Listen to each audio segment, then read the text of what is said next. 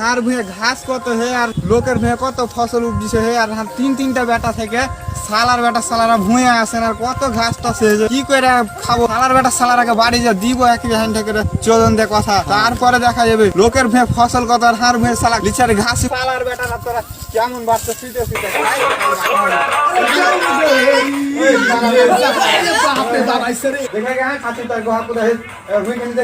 লোকের ভুঁয়ে কত ফসল আর হার ভুঁয়ে ঘাস কত।